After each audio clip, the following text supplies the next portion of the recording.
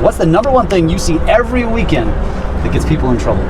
Is the Lake of the Ozarks actually more dangerous than other lakes? What is the proper way to navigate waterways like the Lake of the Ozarks? What is just a typical day look like on patrol here for you? What's the craziest thing you've ever encountered? Most people think Lake of the Ozarks is dangerous because of the boats. That's not what gets people hurt. Today I'm heading out with Water Patrol to break down what actually does, and some of it you're probably doing. Between the size of this lake, the traffic, and how fast things change, it doesn't take much to end up in a bad situation. So we're going straight to the source. What they look for, what gets people stopped, and what you need to know before you head out. I'm hopping on with Trooper Dylan Green right now, so let's get into it.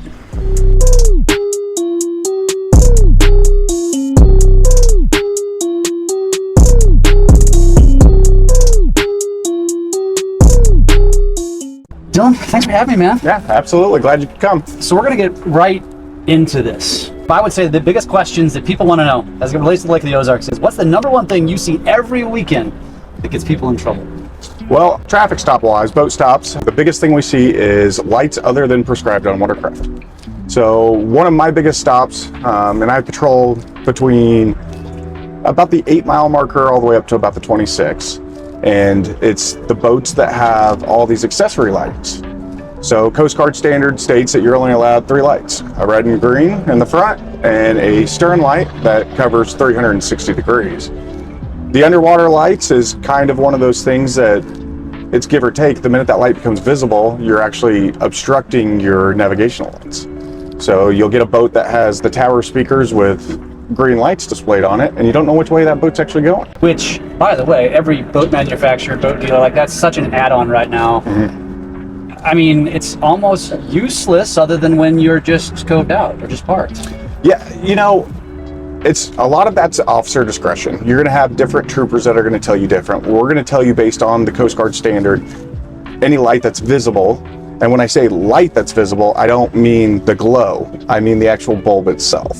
So if it's under the swim platform and shining into the water, in my personal professional opinion, that's not a violation. But the minute that bulb becomes visible, or it's actually obstructing somebody else's vision to know whether or not you're going away from them or coming at them. Let's digress to that for a second, because you mentioned, and I know this is really basic information that an experienced boater absolutely knows, but when it comes to red, green, white, somebody who may not understand that, or is not an avid boater, or just a part-time boater, rents a boat, can you explain why those lights are the way they are, and why what you're explaining makes more sense? Yeah, we teach boater safety. The way we explain it is your port side's your red side, your starboard side is your green side. Easiest way to remember that is port is shorter than starboard, red is shorter than green. So now you know your sides. And left compared to right, left is shorter than right, so it all kind of flows. The purpose of it is that if a vessel's coming at you, you should be looking for that red and green. And that way, when you see it, you can navigate to the right. We have what's called the rule of right. You turn right, the other vessel turns right, you avoid a collision all the time. The white light, it's either going to identify as a anchored vessel, because an anchored vessel only has to have a stern light. And a boat underway, you're not going to see the red and green, you're just going to see a stern. From behind. Yes. So besides that, a lot of your, I would say, gets people in trouble is lack of experience. So, for example, like buoys out, I'll drive. What do you mean by that? I was actually pulled over once for having my buoys out while I was rolling down the lake. So that is not a violation. Really? Yeah. Ooh, I wish I could go back in time.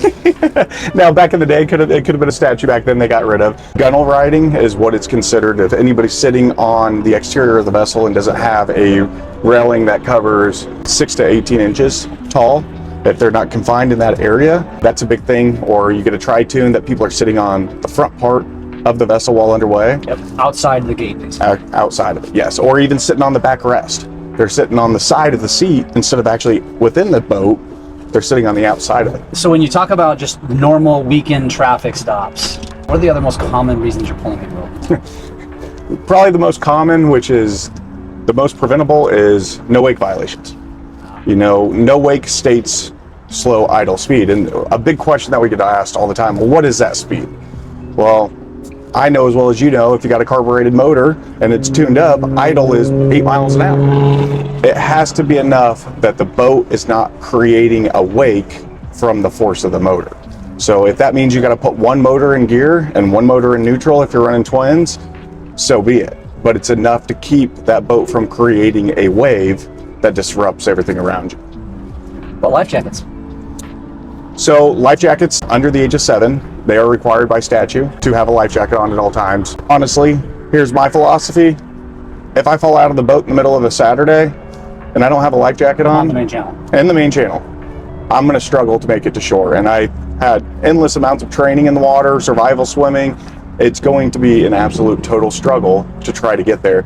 I personally believe everybody on board should have a life jacket, and whether it's one of these, which is considered a type 5. And what it does is if I fall in the water, there's a pressure regulator right here that's going to blow a CO2 canister that turns it into what's considered a type 2. It's going to keep me head up and it's going to keep me alive. What is the law for life jackets on a boat? The captain is responsible to ensure that each occupant of the vessel has a properly fit life jacket. That does not mean a 2-year-old can have a grown adult-sized life jacket. They'll fall right out of it. Yep. And it has to be accessible. So if it's underneath a seat, it's not accessible. We go off of the theory of 2 motions. I got to go down here, I got to grab it, it's right here with me. The explanation behind that is if the boat starts to sink, now you got to fight a compartment that's covered with water to try to get a life jacket. The rule states that it has to be accessible and it has to be within reach and fit to each occupant aboard that vessel. Throwing myself under the bus here, maybe not. Life jackets, I have a Playcraft Tri-Tune, so in between the where I sit, right, where the steering wheel is, and then the seats, there's a nook, and I've got a bunch of them stuffed right there. So not in a compartment, but they're just kind of stuck because they won't fly out, but they're more accessible. It's accessible. You can quick grab it. You don't have to configure anything to get to it. Okay, but then the life jackets that are in the back compartment where you have to lift it up, that doesn't count. It's not accessible. Let's step back for a second. Now that we've kind of addressed some of the most basic things, I want to get deep into some hard Lake of the Ozarks questions. But something I never knew until I met you was, how does somebody even get into this career? How did you end up here? So grew up in Overland Park, Kansas, born and raised, and at the age of 20, I always had interest. I went to school for landscape architecture and design. Obviously. And, duh. And I decided, I want to do something fun. I want to do something that's changing every day. Put myself through my first police academy completely on my dime and went up to Columbia, did a 6-month academy through them, applied at Lake Ozark PD, and during that time, everybody wanted to be a cop. The Kansas City, Missouri was like a 400-person waiting list. Wow. And Lake Ozark was like, yeah, we'll take you. I'm like, okay. Down at the lake, I've always vacationed down here. I love the water. Spent 9.5 years there and realized, man, I live at the Lake of the Ozarks, and I could be on a boat doing what I love every single day. And I applied for the Highway Patrol. They had a couple openings down here and was able to go straight from their academy right into the Water Patrol Division. How long have you been doing this? This is my 3rd year on the water. Awesome. This is my 4th summer, though. All at Lake of the Ozarks? Yep, all at Lake of the Ozarks. Which leads me to the $1 million question. I got a lot of those. Is the Lake of the Ozarks actually more dangerous than other lakes as a boat goes flying by? Exactly. That's a great question. Studies show that we always rank within the top 5 in the United States. What they have to look at is everybody sees the study that says we're the deadliest privately owned lake, which we are. Ameren is the owner of the waterway, but it's a navigable waterway, which gives us power to enforce. Privately owned, yes, I would say we are. Nationwide, I don't think we can compare to some of the things that the Great Lakes has to offer and how big of a range of area they have. And like we kind of talked about, per capita. I mean, the data, and you might know this better than I do, every year it ranges from maybe roughly 10 to 15 deaths happen at the Lake of the Ozarks every year. And I think everybody's like, oh my God, they're up in arms about that. But when you actually put it in perspective of how many boats and how many people are here every single year, and really they're only boating, this all probably happens primarily during the summer months. Mm-hmm. Percentage-wise, it's actually probably incredibly low compared to a lake that only has a few hundred boats and they have 2 deaths. 100%. And that's, 168 registered boats. That was a Ameren study back in 22. That was actually dock slips permitted. So 168,000 boats. That's 2022. I guarantee you that's over 170. Well, and you got to consider too, each boat, you don't pull over a boat with 1 person in it. You pull over a boat with 15 people in it. So now we're into the millions of people that are actually on this water And as long as people are paying attention, maintaining a sober mind, we don't have the issue. That brings us to a very big issue, especially at this lake. Drinking and driving. And I don't think a lot of people that aren't big boaters understand that BWI, BUI, I'm not sure which one it is, boating under the influence, right, is a big thing. And you very much can get pulled over for being under the influence.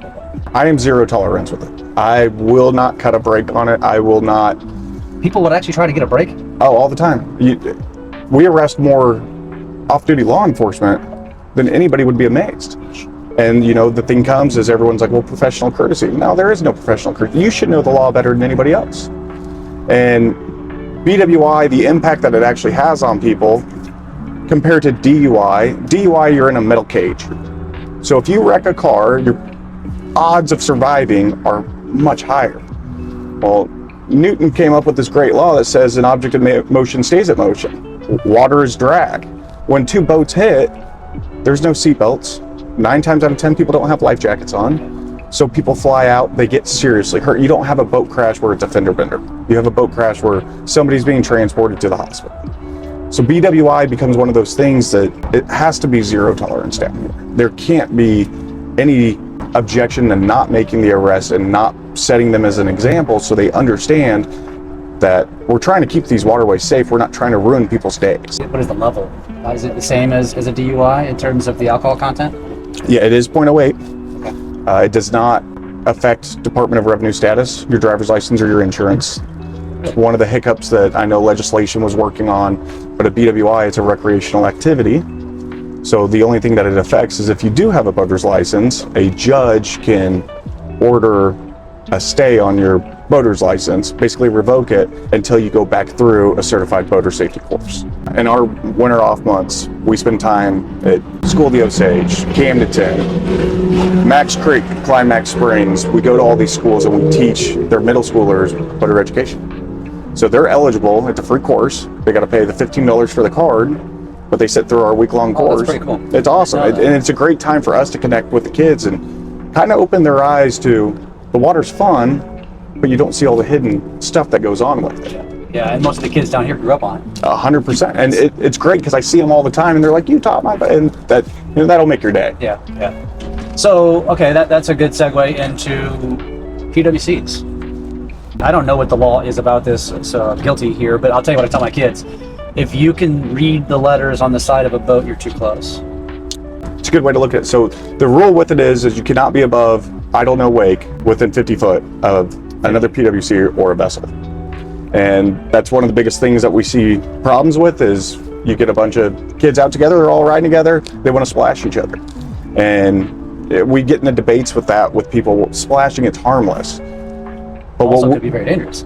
Well, what we see is there'll be an object in the water, and that jet now picked up that object, and it impels people. Oh, God. So, you know, people don't see that side of it, and they don't understand why we're so strict about it. But when you put yourself in the situations that we have to come across, we try to make people understand, like, we're not trying to be fun killers. We're trying to protect you and keep you safe. Yeah. What other rules are there with PWCs that people should know about? Must have a life jacket on, and it cannot be one of these. This is not classified. It has to be type 1, type 2, or type 3. Type 3 life jacket is your typical ski vest, and it has to be U.S. Coast Guard approved. You'll see a lot of wakeboarding and a lot of tubing. They have what's called ski vests that are really lightweight, but they are not Coast Guard approved. So they're not allowed on jet skis with those. Okay. 14 years of age to operate it with a boater safety card. You must have a boater safety card.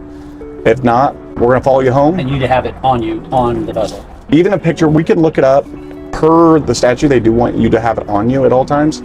We can look it up. If you have a picture of it on your phone, that's more than sufficient. Any other rules, PWC? Jumping wakes, that's one of the big questions we get. Popular thing to do. As long as they're acting in a careful, prudent manner, because the charge for it is operating a vessel in a careless and imprudent manner. Okay. If you're jumping and you're coming down hard and we feel like you're going to get hurt, we're going to have contact with you and we're going to tell you enough's enough. If you're within that 50 foot of another vessel or another jet ski jump in the opposite direction, we're going to have that conversation. That's probably one of our biggest topics that we have with especially kids. They want to go jump the wakes, they want to go have fun, and we're all for it.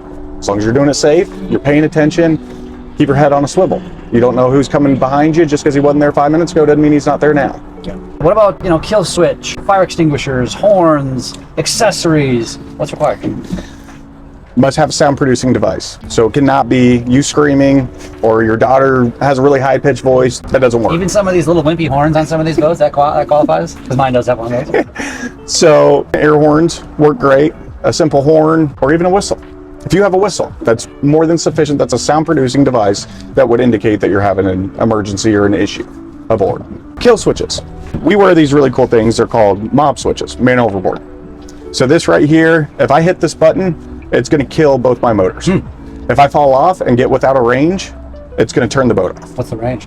It's approximately 5 feet. Wow. So now you don't have to deal with this cord. Correct. So the cord presents the problem of the minute you're pulling up to a boat, you pull it, you yank it, now your motors are off and you're dead in the water. Very important. They're not required that you have to have them on, but I would tell anybody, especially at the Lake of the Ozarks, wear it. Yep. If you plan on driving down the lake, put it on. It's there to protect you. It might be uncomfortable, but if you fall out or you have a medical emergency and fall to the ground of the boat, that boat's not going to stop because you had a medical emergency, but that cord will. And then fire extinguishers, 26 foot and above, must have 2 fire extinguishers on board or a fire extinguisher and a fire suppression system. So your inboard boats, most of them have what's called a halon system, which will automatically ignite and put the fire out back there. And then you have to have one that is accessible. That's another one of those laws that the fire extinguishers have to be accessible. Now, what I tell people, if your boat catches on fire, do me a favor, get away from that boat as quick and as fast as you can. Jump the water. Yeah, don't try to save it. If it's a small one, okay, you can give it a try. But it has to be rated for fuel. It can't just be your household fire extinguisher. Got it. Okay. That's good to know because most boats here at the Lake of the Ozarks are over 26 foot. Yes, they are. Let's talk about emergency situations. Talked about the, not having a life jacket, falling off the boat in the main channel, which let's also, for those of you that aren't familiar with the Lake of the Ozarks, 90 plus miles of main channel, another damn near 90 miles of coves and arms. It's a massive lake. More shoreline in the state of California. It's been said a million times. What do you do if someone falls overboard? What's the proper protocol as the captain of the boat if that happens? Reduce the boat to idle. If they fall off in the front of the boat, we had a guy actually save a gentleman's life doing this. He was a certified captain. A gentleman fell overboard and he had quad outboards on it, and he didn't have a choice. He was going right over his friend. He pulled his kill switch, disabled the motors immediately. He came out right behind the props, not a cut on him. So it's important to know where all your passengers are. If they fall out in front of your boat, we're trying to avoid that prop strike. That's the most important thing right then and there, is to avoid them getting chopped up. Kill that boat as quick as you can. Once you find them, they resurface, restart the boat, get to them, and try to get them on board. And we tell people, find the lowest point on your boat to try to get them on. Don't try to get them on over the bow, because that's normally going to be your highest point of the boat. Yeah, typically with the back probably. Yeah, get them on board. And if you can't get them on board, throw a flotation device to them. Give them something. Call us. One of us will get there as soon as we can and assist with getting them back on board. Now, as we talk about this lake, which is a little atypical in the sense that it's very narrow. It's a flooded river, right? So it's not this big expansive thing. So right of way is a big deal, right? And I swear there's a lot of people here that have no idea what that means. I mean, you're someone coming this way, and then this way, and then this way, and then literally it's just all over the damn map. This is probably not something that necessarily is going to get you pulled over, but what is the proper way to navigate waterways like the Lake of the Ozarks? So it's actually called stand-on and giveaway vessels. That is the nautical term for it. A boat that's more maneuverable should always be giving way to a boat that's not. Smaller, typically. Correct. Or unless PWC. Unless it's a sailboat situation. Yes. Okay. If two boats are going at each other, they both have the responsibility to give way. That means to turn to the right to avoid a collision. Now, if I have, for instance, a celebration cruise coming right at me, and I'm going right at him, I know he can't move on a dime. Yeah. So I become the giveaway vessel. I need to get out of his jet skis. Jet skis are normally always the giveaway vessel. What would they not give way to? If you have a jet ski and a boat, and the boat's trailing the jet ski, and they're both going upstream or downstream, and the jet ski starts to navigate to the right or to the left, it's the responsibility of the operator behind to give way to that vessel in front of them. And I've seen a lot of boaters get pissed at jet skiers, always blaming the jet ski. And I say a lot of times it probably is the jet ski's fault, but in that case, that's interesting. I hope you're all paying attention to what he just said. If they're in front of you, which I always tell my kids, have your head on a swivel all the time, because I don't teach my kids or practice. I look at it like it's still my fault, even though I just learned something new. That's interesting. But if it's two 30-foot boats coming right at each other, generally get off to the right. But the rule of right, just like a stop sign. If you get to a stop sign, the person to your right always has the right of way. Always go to the right. And so the boat that, here, I'll give you another example on this. I pull out of my, whether it's a condo complex, my dock, right? And it's a busy day.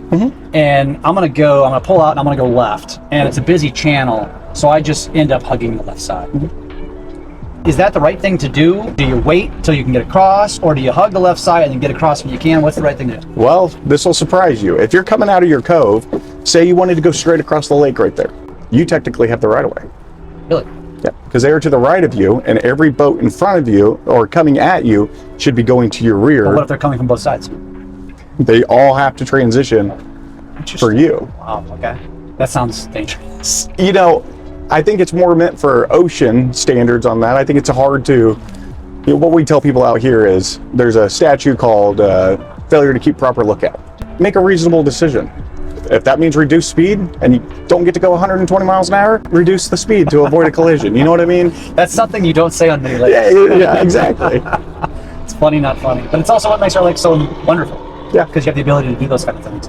Okay, let's shift gears here. And what is just a typical day look like on patrol here for you? I always tell, my kids always ask me that question. Dad, what'd you do today? Did you take the bag out of jail? It's honestly, it's consistently changing. Most common right now is we get the dock adrift. And that's one thing that I wish people would pay a little bit closer attention to is there's a boat pushing a dock down the middle of the channel. We get 4 or 5 911 calls saying, hey, there's a dock adrift. Well, in our eyes, that's considered a navigational hazard. So we're going to respond. Then when you get there, you see a dock company pushing a dock down the lake. Really that dumb, huh? And you're like, wow. I'm all the way out. It's middle of January and it's 2 degrees out and you're bundled up going out to it and you're like, really? Yeah. It's going to change. Every day, I'd say your weekdays are, your stranded boaters. You get somebody that runs out of fuel, they need some help or they're stuck. And what we will do is we will tow them to the nearest dock where they can call for help from there. It could be a boat crash of 2 boats hitting each other pulling into a restaurant. Drownings. It's consistently changing every year, and one year is going to have more of this, the next year is going to have more of this. How often do you have days when you don't hardly have any calls?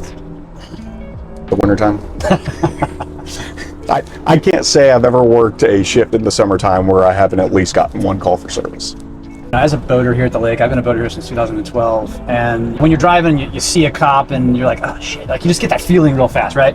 You get those butterflies real quick, especially if you feel like you're going too fast. On the lake, it's similar. It's like, oh shit, am I doing everything right? Do I have everything right? That's how I feel. I'm not saying anybody feels that way. And I always wonder, as I'm going by you, what are you looking for? I'm going to check your registration.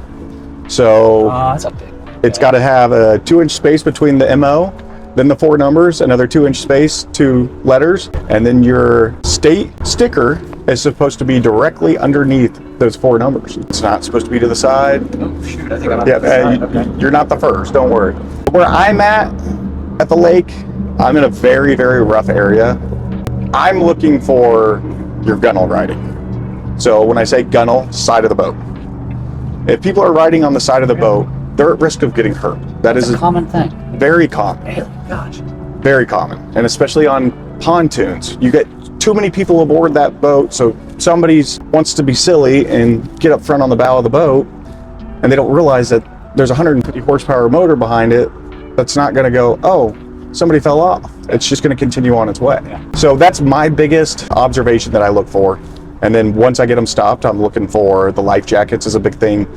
Infants, we run into this quite often. You'll have a brand new baby and they won't put a life jacket on because it's uncomfortable for the baby.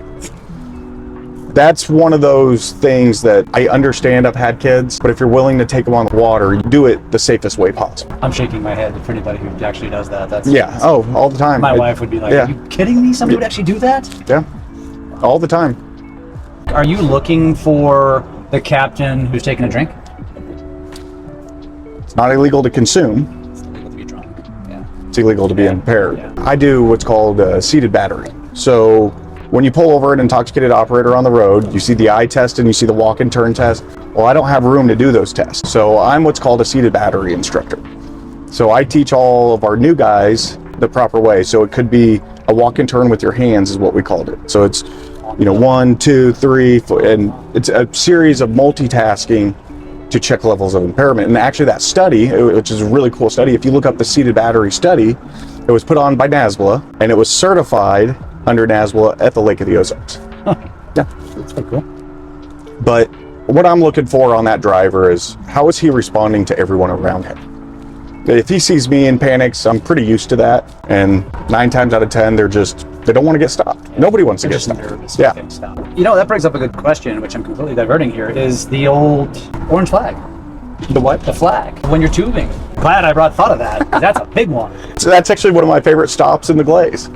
So when I go down toward the state park and stuff, we see that. And everybody violates it. It's so common. So the flag is called what? It's for somebody in the water, physically in the water, not on the tube, not getting on the tube, and they had to fall off in the water. It's a skier down flag. Yes. I got pulled over for this, so I know this rule because we had it up all the time. Yeah. We thought that was in the water. Like if they're on a tube, they're in the water. No, they're not. Yeah. So what I explain to people is that creates a 150-foot cushion around you. The minute that flag goes up, every vessel around you within 150 feet has to be no wake idle speed. Huh. So if that flag's up and you're driving, they're not looking. That's important. No wake idle speed as well. Okay. So that's it. There's really nothing more to it. It's very simple. Have it out, but only put it up if somebody goes falls off the tube. Correct. And it's not required on a jet ski. Really?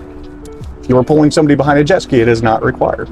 Is that just because it's typically one person? Well, actually, you have to have an observer. I was going to say. You have to have a rear-facing observer. Okay, yeah. And I've seen that before too. Yeah, and what we stress with that is I don't want a driver, when they get alerted that somebody fell off, to have to be worrying about trying to get a flag up. I want them to be worried about trying to safely get the person that fell off. Awesome. All right, let's wrap her down a little bit. But first I've got to ask, what's the craziest thing you've ever encountered? Well, I would probably have to say I've seen a boat into a house. God, I shouldn't laugh at that. That's one of those instances that when dispatch put it out over the radio and they're like, we have a boat into a house, you're going, whoa. Isn't that a road problem now? Is that a water problem? I've seen 40, 50-foot boats with 15, 20 people blow up. Oh, God. And it's the simple ventilation that people don't think about. And those fumes are extremely flammable and they blow up. And luckily, I haven't had to work one that's turned fatal. I've worked a lot of flash burns with it. But those people aren't flying 2 feet in the air. They're flying 30, 40 feet in the air, getting ejected off these vessels. So the craziest, I would probably have to say a boat into a house, because that's just the infamous one from a few years ago. It's amazing. Yeah. It's incredible to see what happened. How that could even happen. Yeah, actually. Exactly. Which means they're violating a lot of rules. Yeah. Did I miss anything glaring that we need to cover? Prop strikes. Prop strikes? Prop strikes. Propeller strikes. Okay. We deal with a ton of those every year. So people are keeping the boats in neutral and they let their friend jump off the back and that propeller's still spinning even though it's in neutral. And that's one of the most bizarre things you'll ever see, because it looks like they have tiger stripes on. Because it's the metal doesn't bend, the metal doesn't break, and it creates a perfect indentation every 20 inches. Ooh. So what we tell people is, if there is anybody in the water near your boat, I don't care if they're 3-4 feet away from it, turn the boat off. It's a lot cheaper than medical expenses for somebody else. Yeah. Wow. Prop strikes. Wow. Okay. So idle is not safe. Off is the only way. Off is safe. Okay. Got it. Awesome. Anything else? Life jackets, I can't stress it enough. Always, if there is kids around, put a life jacket on them. It's not only hard for families that lose a loved one that's a child, but to put it on a bigger perspective, those officers, those medical personnel, those firefighters, that's a traumatic event. And that is something that we hate about our jobs. Yeah. All right, Dylan, this has been incredibly enlightening. I hope this is one of the most shared videos on the internet for all the right reasons, right? Because, this lake is notorious. Everybody knows who knows me and knows this channel knows I will defend it till my death. There are some things about it, but as I always tell people, and in my 14 years of boating, I've never had any experience even relatively close to being dangerous. And that's what I tell people is because you can control those situations. And if you are boating recklessly, if you're boating super fast, if you're boating while intoxicated, that's when bad things happen. If you just follow the rules of the water, you're going to be just fine. BWI is a 100% most preventable crime there is. Not to mention, they have really good tasting non-alcoholic beverages nowadays. That's what I do typically. Yeah. And I'll have a drink here and there throughout the course of the day, but never enough to and that's what I always tell people. I'm like, my drinking starts when we get off the boat. So then I'm going to tie one up. But until then, you guys have fun and I'm going to make sure you're safe. Yeah, and that's the way every captain should feel. Yeah. So what would be your just parting words, parting advice for anybody here at the Lake of the Ozarks? And you're speaking to both experienced and inexperienced boaters. What kind of advice would you give to them? Check your equipment, know what's working. If you're going to be out and you're going to be out past sunset, and sunset is not when the sun hits the horizon, it's actually the time of sunset. But it's still light out. When it's still light out, yeah. But you have to have those lights on. Make sure your lights are working, know your equipment, know what you're doing, and have a plan. I can't stress enough, if you're sending your 14-year-old kid out on a jet ski, ask them, where are you going? How far are you going? Okay, you're going this direction. Okay, make sure you're going that direction. We get that call once a week. My kid went out on a jet ski, he's been gone for 3 hours, I have no idea where he's at. Oh gosh. Where did he say he was going? I don't know. We got more shoreline than the state of California. There's not enough of us to cover that. Yeah. So have a plan, be orchestrated, and make sound decisions. Whether it's smoking cannabis or it's drinking alcohol, know your limits. Know what puts you at that impaired state.